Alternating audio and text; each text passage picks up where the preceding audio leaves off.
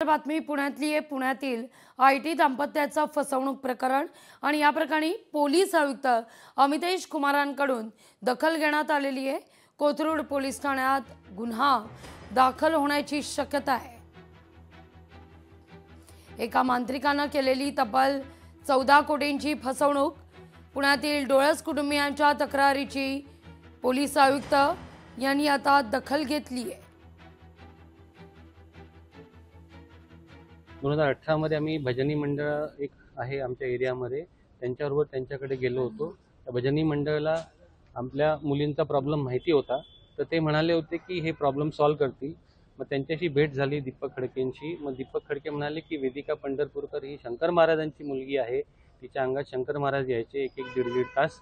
त्यांनी आम्हाला आश्वासन दिलं की ह्या मुली बऱ्या होतील म्हणून, दोन्ही ही आणि आमची छोटी, आणि तुमचं सगळं चांगलं होईल म्हणून। तर त्यासाठी तुम्ही तुमचे जे बँकेतले जे ॲसेट्स आहेत, पैसे आहेत, हे तुमच्या बँकेत ठेवायला नाही पाहिजे, कारण तो दोष लागतोय म्हणे मुलींना, त्यांचा आजार सिव्हिअर आहे।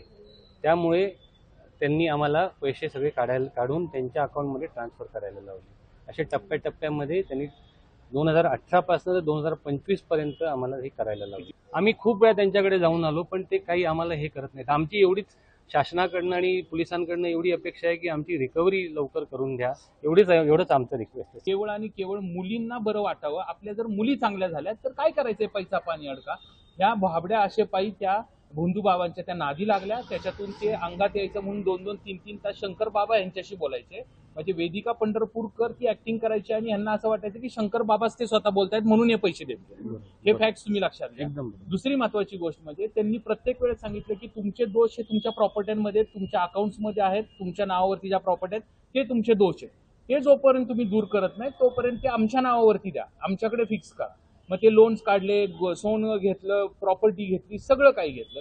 आणि ज्या वेळेस हे त्यांना विचारायला लागले की 5 वर्षामध्ये कुठली प्रगती झाली नाही, मुलींमध्ये कुठली प्रगती झाली नाही, तेव्हा त्यांच्या लक्षात यायला लागलं की हळूहळू की आपली फसवणूक चालू।